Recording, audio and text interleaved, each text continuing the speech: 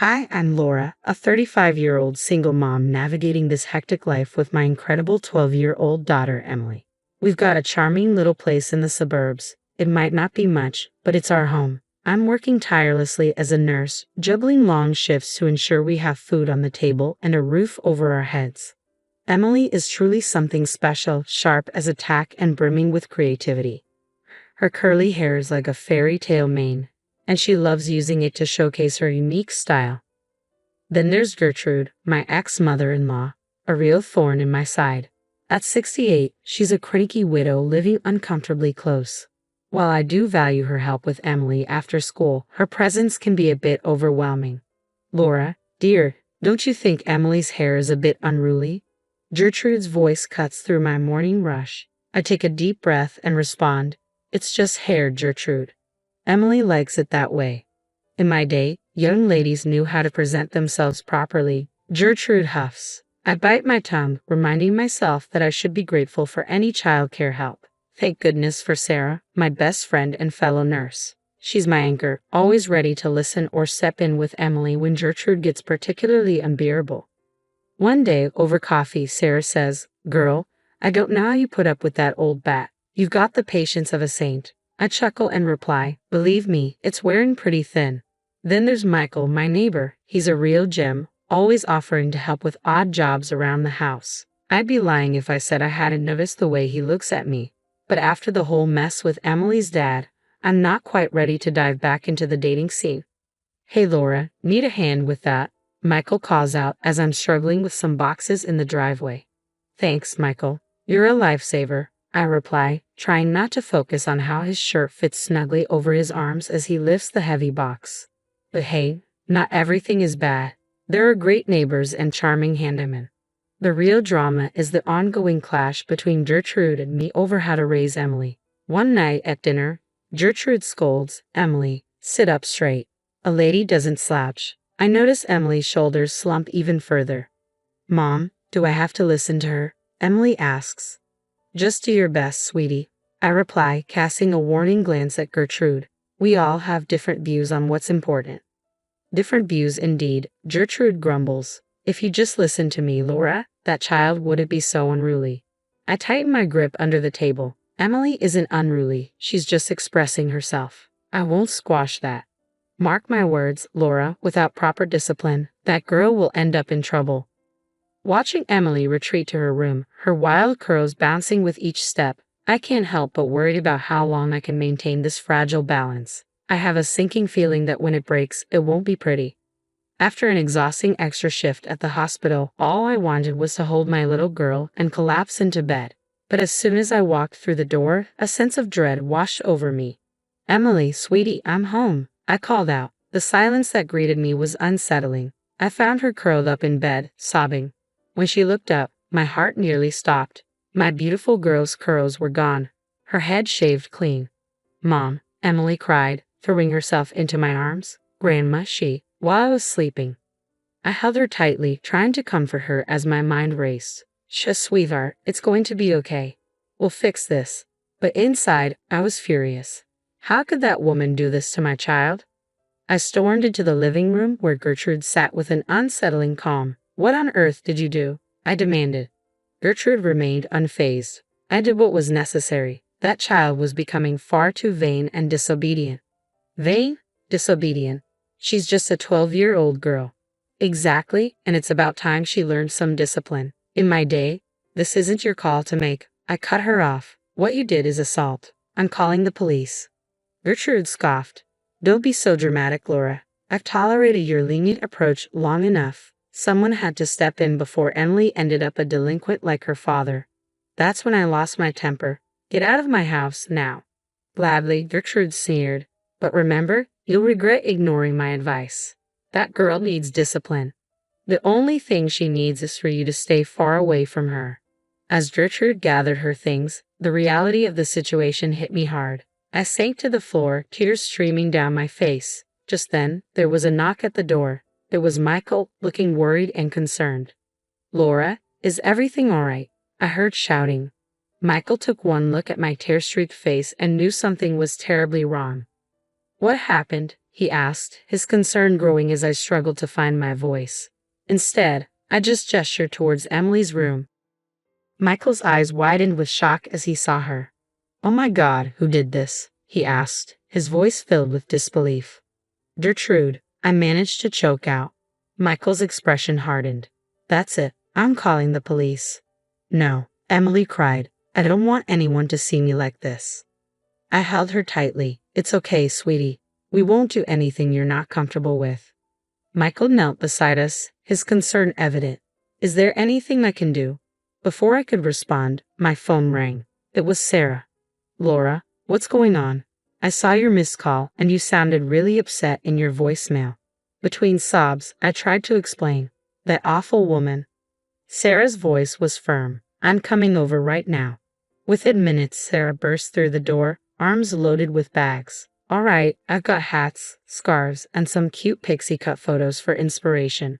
We'll make this right." Emily managed a faint smile as Sarah began working her magic, trying to salvage what was left of her hair. I filled Michael in on the entire ordeal with Gertrude. "I can't believe I let her anywhere near Emily," I said, a wave of self-loathing washing over me.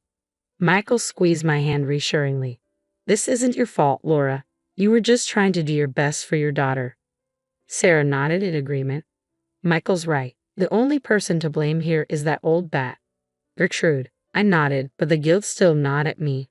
How could I have been so blind? As the night dragged on, Emily finally fell into an exhausted sleep.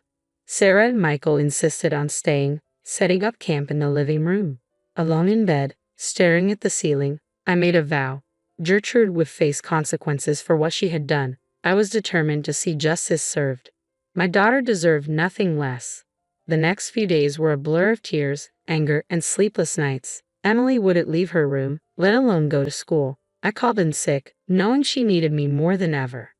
"Sweetie, you can't hide forever," I said softly, sitting on the edge of her bed. "I look like a freak, Mom," Emily sobbed. "Everyone's going to laugh at me." My heart broke all over again. "No, baby, you're beautiful just the way you are. We'll get through this together."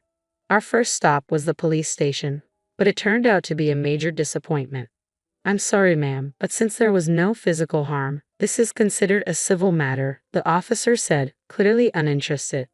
"No physical harm," I exploded. "Look at what's happened to my daughter."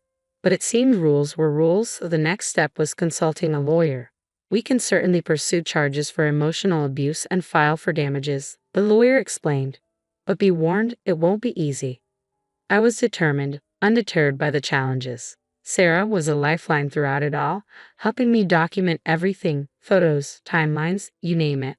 "We're going to hold that old witch accountable," Sarah vowed as we worked.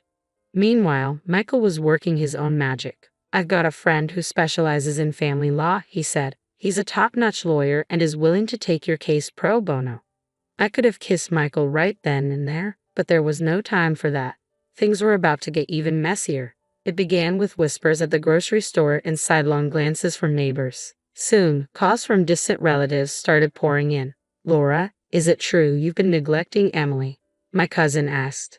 That's when it hit me. Gertrude was on the offensive, spreading lies that I was an unfit mother. Furious, I vented to Sarah and Michael. "That witch is trying to turn everyone against me." But Gertrude had underestimated me. I began digging, reaching out to old babysitters, family friends, anyone who had ever interacted with Emily. The stories that emerged made my blood run cold. One night, Emily confessed through tears. "Grandma said if I told you, she'd send me away to boarding school. She used to lock me in the closet when I misbehaved." I pulled her close, a mix of rage and guilt churning inside me. How had I missed this? "It's not your fault, sweetheart," I said softly, my voice trembling. I reassured her. "I promise you, Grandma will never hurt you again." With Sarah and Michael's help, we devised a plan. We set up hidden cameras around the house and taught Emily how to safely gather evidence if Gertrude tried to contact her. "Remember, kiddo," Michael said, demonstrating how to use the voice recorder on her phone. "If Grandma calls or shows up, press this button immediately." Emily nodded, her expression resolute. "I won't let you down, Mom." "You could never let me down, sweetheart," I said, hugging her tightly. "We're in this together." As we completed our preparations, a steely resolve took hold of me. Gertrude thought she could bully and manipulate her way to victory, but she had no idea what was coming. This mama bear was ready to fight, and I wasn't about to back down. "All right, team," I said, turning to Sarah and Michael. "Let's take this witch down." The trap was set. Now we just had to wait for Gertrude to make her move. And when she did, we'd be ready. The day of the trial arrived, and I felt a wave of nausea. Emily squeezed my hand as we stepped into the courtroom. "You've got this, Mom," she whispered, her voice steady despite the circumstances. Our lawyer presented the mountain of evidence we had gathered. The hidden camera footage was particularly damning, capturing Gertrude storming into our home and hurling threats at Emily. "You ungrateful little brat." Gertrude's voice cut through the courtroom. "I'll teach you to disobey me." I saw the judge's expression darken, but that was just the beginning. One by one, witnesses took the stand. Former babysitters, family friends, even Emily's old piano teacher. Each had a story to share about Gertrude's cruelty. She told me if I didn't make Emily practice for 3 hours a day, she'd have me fired, the piano teacher testified. But the most powerful moment came with Emily's own testimony. My brave girl took the stand, her voice trembling but resolute. "Grandma said if I ever told Mom what she did, she'd make sure it was taken away," Emily said. I was overwhelmed with fear and sorrow, unable to hold back my tears. How had I missed this? Gertrude's lawyer attempted to portray her as a concerned grandmother, but the damage was done. The truth had come to light. When the judge announced his decision, I felt a wave of relief so intense I almost collapsed. "The court grants a permanent restraining order against the defendant," he declared. "Additionally, significant damages are awarded for the plaintiff's therapy and emotional distress." We had won. Gertrude was out of our lives for good.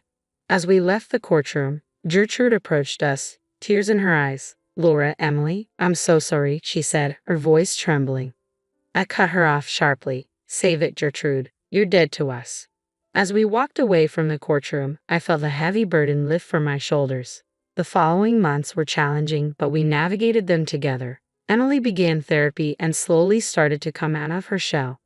One evening, as we gathered around the dinner table with Sarah and Michael, Emily made a heartfelt announcement. "I want to donate the money from the lawsuit," she said, "to help other kids who've been through similar things." I couldn't have been prouder. As for Michael and me, he became a permanent part of our lives. His unwavering support throughout everything meant the world to us. The real turning point came about 6 months after the trial. Emily and I were at the hair salon, and for the first time since the incident, she was excited about her hair. "What do you think about adding purple streaks, Mom?" she asked, her eyes sparkling with excitement. I grinned. "I think purple streaks sound fantastic, sweetheart." As the stylist worked her magic, I caught Emily's reflection in the mirror. For the first time in months, she was genuinely smiling. "You know what, Mom?" she said. "I think we're going to be okay." I squeezed her hand gently. "Yes, baby, we're going to be just fine." Watching my daughter with her vibrant new hairstyle, a symbol of her strength and resilience, I knew we had emerged stronger than ever. Gertrude had tried to break us, but all she did was make us unbreakable. As we left the salon, heads held high, a realization struck me. Sometimes, the best way to reclaim your life isn't about seeking revenge but about thriving on your own terms. And that's precisely what we plan to do. If you were in Laura's position, would you ever consider forgiving Gertrude for her actions, or do you believe that some betrayals are truly unforgivable?